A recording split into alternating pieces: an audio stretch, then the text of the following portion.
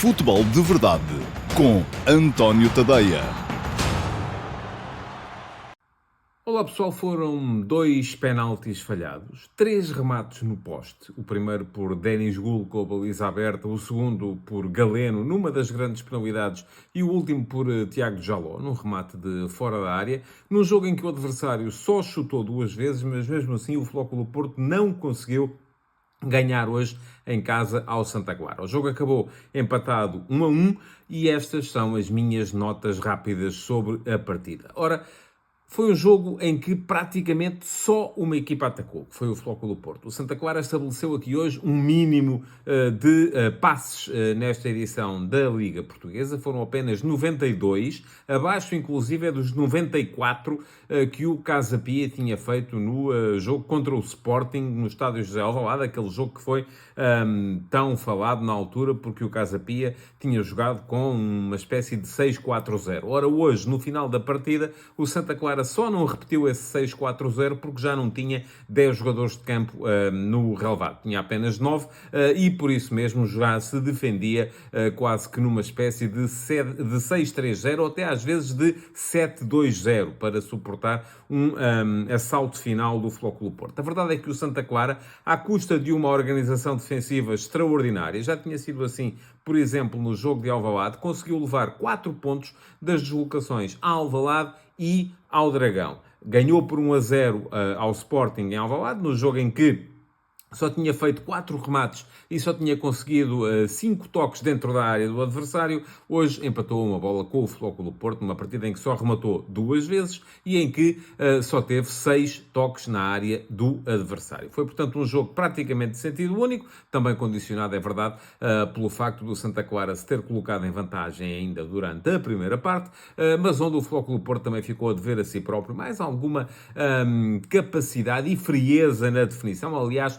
o facto da equipa estar a jogar sobre brasas percebe-se perfeitamente na constatação de que houve 4 cartões amarelos para jogadores e, inclusive, para o treinador interino do Flóculo Porto por protestos. Foram punidos por essa razão Galeno e Tiago Jaló em campo, mas também PP, enquanto ainda estavam no banco, e o próprio José Ferreirinha Tavares, treinador interino, que em princípio vai já a partir de amanhã ceder a posição a Martín Anselmi, o argentino que já esteve na bancada a ver a equipa do Flóculo Porto jogar. Ora, para aquele que há de ter sido seguramente o seu último jogo desta fase, pelo menos no cargo, José Ferreirinha Tavares fez 6 alterações ao 11 que tinha levado a campo na partida perdida contra o Olympiacos na última quinta-feira. Houve, de facto, apenas 3 dias de repouso e daí que o treinador tenha querido mudar algumas coisas.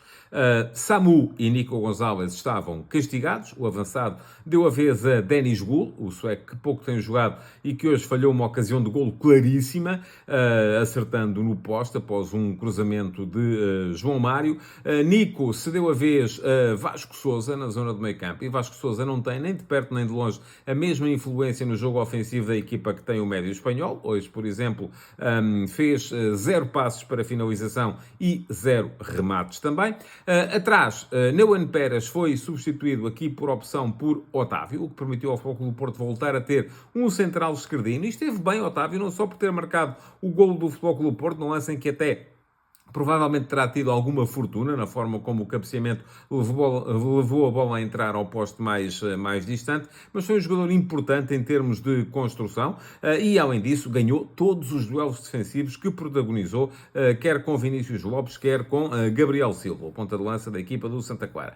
Depois, ainda, Ferreirinha Tavares trocou PP por Gonçalo Borges, Rodrigo Mora por Fábio Vieira e João Mário por Martim, embora esta última alteração tenha tido de ser revertida rapidamente porque Martim voltou a lesionar-se e então João Mário entrou no campo logo ao minuto 15. Do outro lado, o Santa Clara apareceu com a sua habitual linha de 5 atrás, com Sidney Lima, Luís Rocha e MT a jogarem como centrais, Mateus Pereira e Kalila nas duas aulas e depois uma dupla de meio campo formada por Firmino e Pedro Ferreira, sendo que Geralmente, esta linha de 5 era, depois a seguir, tinha à frente uma linha de 4 com Vinícius Lopes, o extremo direito, e Klinsmann, o extremo esquerdo, a colocarem-se no momento defensivo, a fechar os corredores à frente dos alas, e depois tinham comportamentos diferentes quando a equipa tinha bola, porque Vinícius Lopes geralmente disparava, na frente Klinsmann juntava-se aos dois médios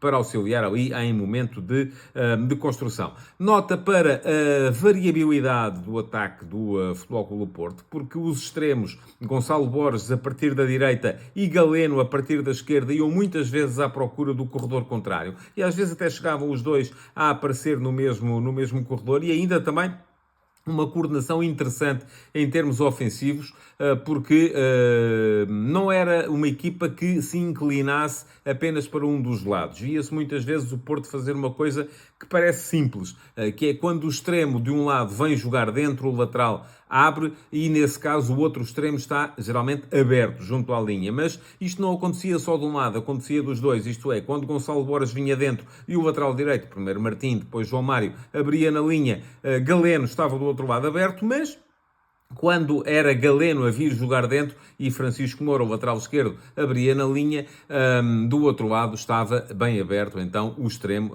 neste caso, Gonçalo Borges. Apesar disso, o Futebol Clube do Porto não teve uma primeira parte ofensivamente muito feliz. Rematou pela primeira vez apenas ao minuto 25, um remate de João Mário do bico da área que foi bloqueado por um defesa, não chegou sequer à baliza. O Santa Clara fez o primeiro remate ao minuto 26, um minuto depois, por Klinsmann, também de longe, mas saiu muito alto. E depois há, assim, é verdade, uma primeira situação de algum frisson aos 28, quando Alain Varela de fora obrigou o guarda-redes Gabriel Batista à primeira defesa desta noite. Foi a recarga de Gonçalo Borges, sim, podia ter sido melhor definida, acabou por sair para fora. O Santa Clara marcou pouco depois, aos 33 minutos, num canto marcado por Klinsmann, boa a movimentação de Luís Rocha a afastar os jogadores que estavam a defender a zona no sítio onde a bola foi parar, e de primeira Gabriel Silva a chutar de pé direito, a colocar a bola muito bem junto ao poste mais distante da baliza do Diogo Costa, que não fez uma defesa. O único remate enquadrado do Santa Clara entrou e deu golo. Ainda na primeira parte, uma das maiores ocasiões do Futebol Clube do Porto, lá está, a interferência de Otávio a construir, Otávio a meter dentro do bloco adversário um passe em Galeno, que ganhou a bola à EMT e lançou João Mário junto para a linha de fundo. João Mário, que já estava a jogar em vez de Martim, fez um cruzamento que Denis Gul, com a baliza escancarada à sua frente, tentou concluir com a zona do abdômen, levando a bola a bater no poste. Ainda assim, o intervalo chegou com apenas 5 remates para o Porto, 2 para o Santa Clara. Nada fazia prever que pudesse haver tanto desequilíbrio no segundo tempo. Mas foi isso que aconteceu. Logo a abrir, há um remate espontâneo de Galeno, à frente de Sidney, para uma boa defesa do Gabriel Batista. O Porto foi carregando. O José Ferreirinha Tavares começou por trocar o Vasco Sousa pelo Rodrigo Mora e o Moura pelo Zaidu, e aqui nesta segunda alteração não houve nenhuma troca tática, mas com a saída de Vasco Sousa e a entrada de Rodrigo Mora, isto aconteceu ao minuto 55, Fábio Vieira baixou para formar dupla de médios com Alain Varela, e depois foi também o Santa Clara a sentir que precisava de se precaver. Já tinha trocado na primeira parte Kalila por Lucas Soares, para evitar que o seu ala direito fosse expulso com o segundo amarelo.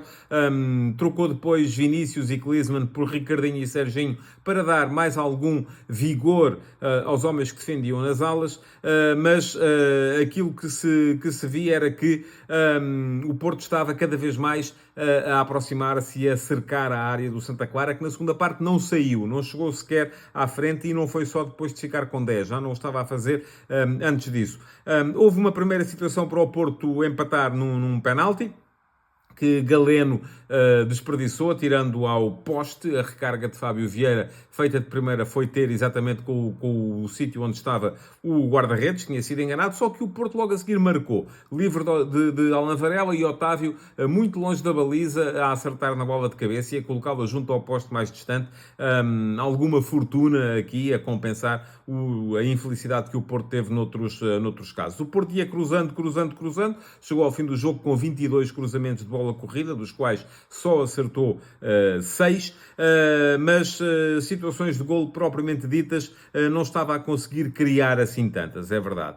No final, depois da expulsão de Mateus Pereira, com o segundo amarelo, o Vasco Matos meteu mais um central, o Guilherme Ramos, sacrificou aqui o ponta de lança, o Gabriel Silva, e foi aqui que o Santa Clara já estava a jogar às vezes com uma linha de 7. Isto porquê? Porque tinha a linha de 5, normal, neste caso já o Lucas Soares, o Sidney Lima, o Luís Rocha e o Guilherme Ramos, que entrou, o MT como quinto homem, como defesa esquerdo, passou para defesa esquerdo, só que depois Ricardinho e Serginho fechavam por fora e acompanhavam as subidas dos laterais do Futebol Clube Porto. Isto deu geralmente um cerco à área do Santa Clara, mas não assim tantas situações de perigo quanto isso. Houve um remate de fora da área do Tiago Jaló, que raspou no poste esquerdo da baliza do Santa Clara, e depois há o segundo penalti.